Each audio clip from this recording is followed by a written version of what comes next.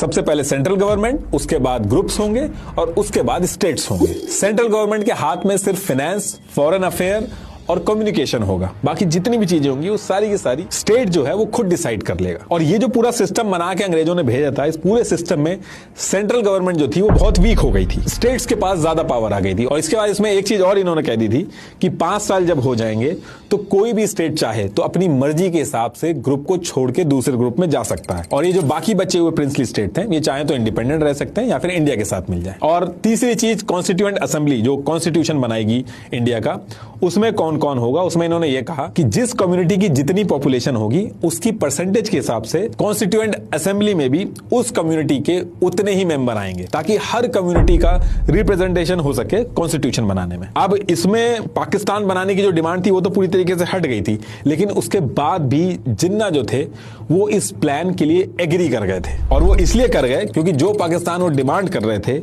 उनको उससे भी बड़ा पाकिस्तान फ्यूचर के अंदर बनता हुआ दिख रहा था। इसमें रूल था कि 5 साल बाद जो ग्रुप जो चाहेगा, जहां से जहां मूव करना चाहेगा कर सकता है।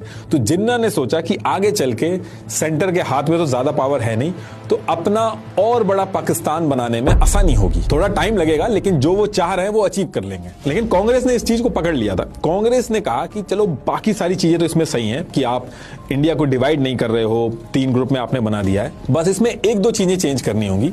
एक तो ये जो आपने ग्रुप बनाया, यानी कि जो 3 ग्रुप बनाए आपने, स्टेट्स को डिवाइड किया है, इसमें किसी भी स्टेट के लिए कंपलसरी नहीं होना चाहिए कि वो किस ग्रुप में रहेगा। ये चीज बोली कांग्रेस ने। कांग्रेस के हिसाब से ये होना चाहिए कि जो आपने